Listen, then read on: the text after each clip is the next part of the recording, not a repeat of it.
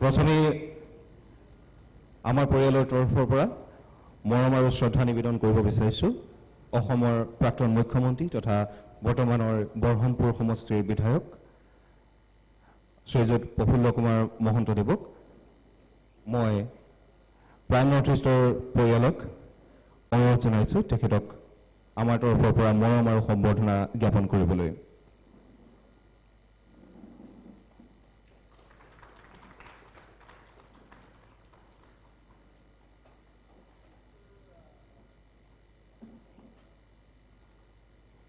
মই এইখিনিতে ছাৰৰ পৰা দুআষাৰ শুভেচ্ছামূলক শুনিব বিচাৰিছোঁ।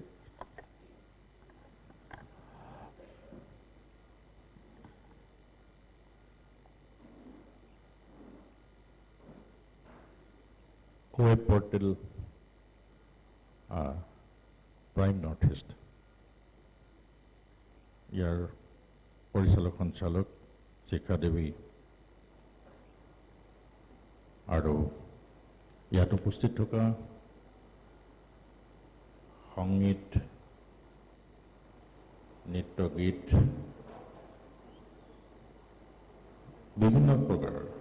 ইয়াত বিভিন্ন শ্ৰেণীৰ আমাৰ শ্ৰদ্ধাৰ শিল্পীসকল উপস্থিত আছে। শ্ৰদ্ধা হিৰাণময়ী গোস্বামী ডাঙৰীয়ানী, শ্ৰদ্ধা কৃষ্ণ শৰ্মা ডাঙৰীয়া, আব্দুল খালেক, প্ৰণয় বৰদলৈ জ্যেষ্ঠ সাংবাদিক, সংগীতা কাকতি, সুমিত্ৰা হাজৰিকা, ৰমেন গোস্বামী, জনাৰ্দন গোস্বামী, মধুৰিমা চৌধুৰী, গৰিমা গাৰ্গ, মনালিছা শইকীয়া আৰু বহুতৰ নাম আছে, দীঘল হৈ যাবগৈ। গতিকে মই চমুৱাব বিচাৰিছোঁ আজি 15গৰাকী মহিলাই এই অনুষ্ঠানটো বা এই ৱেব পৰ্টেল শিখা দেৱীৰ নেতৃত্বত আনুষ্ঠানিকভাৱে উদ্বোধন কৰা হৈছে। তেখেতসকলে এক প্ৰতিশ্ৰুতিৰে সংবাদ মাধ্যমত প্ৰৱেশ কৰিছে। মই তেওঁলোকলৈ আন্তৰিক শুভেচ্ছা জ্ঞাপন কৰিছোঁ আৰু শ্ৰদ্ধেয় হিৰণময়ী দেৱী গোস্বামীলৈ আন্তৰিক শুভেচ্ছা জনাইছোঁ। বন্তি প্ৰজ্বলনেৰে শ্ৰদ্ধা জনাইছোঁ বন্তি প্ৰজ্বলনেৰে আজি অনুষ্ঠানটো মুকলি কৰাৰ কাৰণে। অগ্নি প্ৰজ্বলিতং বন্দী জাত দেৱ যে বেদৰ পৰা অগ্নিৰ উৎপত্তি আৰু অগ্নি দুইটা অৰ্থতে ব্যৱহাৰ কৰিব পাৰি, ভালো কৰিব পাৰে, অগ্নিয়ে বেয়াও কৰিব পাৰে। একেই অগ্নিয়ে শ্মশানত মানুহ ভস্মলৈ পৰিণত কৰিব পাৰে আৰু একে অগ্নি পাকঘৰত ৰন্ধা বঢ়াৰ পৰা আৰম্ভ কৰি বিজ্ঞানৰ নতুন নতুন উদ্ভাৱনলৈকে চেষ্টা কৰি যাব পাৰে। আৰু সেইকাৰণে সংবাদ মাধ্যম হৈছে আটাইতকৈ গ্ল'বেল ৱৰ্ল্ডত আটাইতকৈ বেছি বেগী। মানুহে কয় যে মন বেগী, কিন্তু মনতকৈও সংবাদ মাধ্যমৰ বাতৰিসমূহ আৰু বেছি বেগী, কাৰণ মন থাকিলেহে পঢ়িব পাৰিব। সেইকাৰণে এটা সময়ত তাহানি পুৰণা কালত নাৰদকে সাংবাদিকৰ প্ৰথম জন্ম বুলি কোৱা হৈছিল। আৰু নাৰদে ইটো সংবাদ সিটোলৈ লৈ গৈছিল, সিটোৰ পৰা সিটোলৈ লৈ গৈছিল, ভাল কামো কৰিছিল, বেয়া কামো কৰিছিল এই সংবাদৰ পৰা। আপোনালোকে জানে যে হিটলাৰৰ দিনত জোচেফ গ্ল'বেল তেওঁ হিটলাৰৰ পৰাজয়তকৈ হিটলাৰৰ জয়ৰ বিষয়ে বাতৰি প্ৰচাৰ কৰিছিল। আৰু সেইকাৰণে সেইটো কোৱা হয় যে এডলফ হিটলাৰৰ জোচেফ গোবেলছ আজিও ক্ৰিটিচাইজ কৰিবলৈ গ'লে বা ক'ৰবাত ক'বলৈ গ'লে এটা বাতৰি সত্যাসত্যতা সংক্ৰান্তত কয় যে এইটো গ্ল'বেলৰ দৰে তেওঁলোকে নিউজ পৰিৱেশন কৰিছে। অসমৰ সংবাদ মাধ্যম পিছপৰা নহয়, ইয়াত কেইবাগৰাকী জ্যেষ্ঠ সাংবাদিক আছে, গতিকে মই বেছি ক'ব বিচৰা নাই। কিন্তু আপোনালোকে জানিব যে যেতিয়া ফাৰ্ষ্ট এভাৰেষ্ট বিজয় হৈছিল, জয় কৰিছিল, তেতিয়া প্ৰথম নিউজটো ওলাইছিল আছাম ট্ৰিবিউন কাকতত। কোনো নেশ্যনেল প্ৰেছে মিডিয়াই সেইটো সময়ত কভাৰ কৰিব পৰা নাছিল। তেতিয়া টেলিপ্ৰিণ্টাৰ যুগ, আজিৰ দৰে ৱেবৰ বা আজিৰ দৰে ইণ্টাৰনেটৰ যুগ নহয়, যে তাত 4th গ্ৰেডৰ কাম কৰি থকা এজন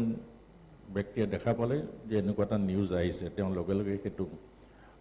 এডিটৰক জনালে, আনসকলক জনালে, আৰু পিছদিনা ৰাতিপুৱা নেশ্যনেল প্ৰেছতকৈ সেই বাতৰিটো আগতে প্ৰকাশ হৈ গ'ল। আৰু সেইকাৰণে বাতৰিৰ মূল্য নেশ্যনেল প্ৰেছৰ কাৰণে পিছদিনা কমি গ'ল কিন্তু প্ৰথম আছাম ট্ৰিবিউনে এই বাতৰিটো পৰিৱেশন কৰিছিল আৰু ঠিক তেনেকৈ চন্দ্ৰত যেতিয়া প্ৰথম লাইকা নামৰ কুকুৰটো নমোৱা হৈছিল তেতিয়া সেই বাতৰিটো কিছু সংখ্যক মিডিয়াইহে প্ৰচাৰ কৰিব পাৰিছিল সকলো মিডিয়াই নহয় আজি বিজ্ঞান বহু আগবাঢ়ি গ'ল আজি স্পেচত এখনৰ পৰা ইখন জানলৈ আকাশতে মানুহ চেঞ্জ হ'ব পাৰে মানুহ নোহোৱাকৈ বেলেগ বেলেগ দেশত শত্ৰু দেশত গৈ বম্বিং কৰিব পাৰে আৰু ডাঙৰ ডাঙৰ টেংকাৰবিলাকো ডাঙৰ ডাঙৰ টেংকবিলাকো কঢ়িয়াই লৈ যাব পাৰে গতিকে বিজ্ঞান বহু ওপৰলৈ গুচি গ'ল আৰু আজি শিখা দেৱীৰ নেতৃত্বত যিটো ৱেব পৰ্টেল লঞ্চ কৰিব ওলাইছে মই তেওঁলোকলৈ আন্তৰিক ধন্যবাদ জ্ঞাপন কৰিছোঁ জাৰ্নেলিজমৰ ময়ো ষ্টুডেণ্ট আছিলোঁ আৰু গুৱাহাটী ইউনিভাৰ্চিটিত এটা সময়ত মই সম্পাদনাও কৰিছিলোঁ তাৰ মেগাজিনখন এখন স্কুলত মই 6 মাহ চাকৰি কৰিছিলোঁ BSc পাছ কৰাৰ পিছত আৰু তেতিয়া BTটো মনে মনে এডমিশ্যন লৈছিলোঁ আৰু নগাঁও BT কলেজৰ মেগাজিনখনৰ সেইটো সময়ত এতিয়ালৈকে শ্ৰেষ্ঠ মেগাজিন বুলি মানুহে কয় সেইটো মই সম্পাদনা কৰিছিলোঁ তেতিয়া স্বদেৱ হৰেশ্বৰ গোস্বামী ডাঙৰীয়া তাৰ প্ৰিন্সিপাল আছিল মই আচৰিত হ'লোঁ যে আজি বিভিন্ন বাতৰি পৰিৱেশিত হৈছে মই গোস্বামী ছাৰৰ বিষয়ে অকণমান ক'বলৈ সামৰিব বিচাৰিছোঁ যে তেওঁৰ ল'ৰাটো আমি তেখেতক APSC মেম্বাৰ কৰিলোঁ তেতিয়া এতিয়াৰ জিষ্ণু বৰুৱা কমিশ্যনাৰ তেওঁৰ দেউতাক আছিল মণিপুৰৰ ৰিটায়াৰ্ড চিফ ছেক্ৰেটাৰী তেওঁক আমি APSC চেয়াৰমেন কৰি দিছোঁ যিহেতু ল'ৰাটোৱে APSC পৰীক্ষা দিব গতিকে হৰেশ্বৰ গোস্বামী ছাৰ পৰীক্ষা ল'বলৈ নগ'ল কোনো পৰীক্ষাই তেওঁ নললে সেই বছৰটো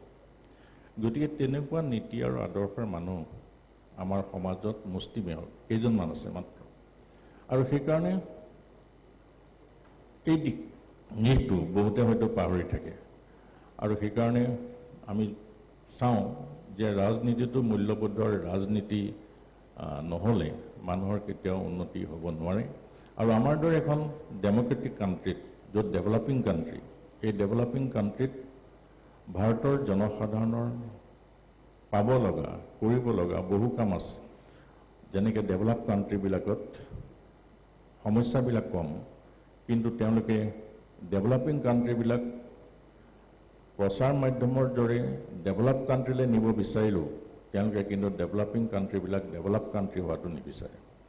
আৰু সেইকাৰণে আজি আমেৰিকাৰ পৰা আৰম্ভ কৰি বিভিন্ন দেশে তেওঁলোকে নিজৰ শক্তিটো সদায় বঢ়োৱাত লাগি আছে আৰু এই শক্তি বঢ়োৱাত সংবাদ মাধ্যমে এটা ইম্পৰ্টেণ্ট ৰোল প্লে কৰে আজি web portal Prime North east আজিৰ পৰা আৰম্ভ হ'ব মই তেওঁলোকলৈ আন্তৰিক ধন্যবাদ জ্ঞাপন কৰিছোঁ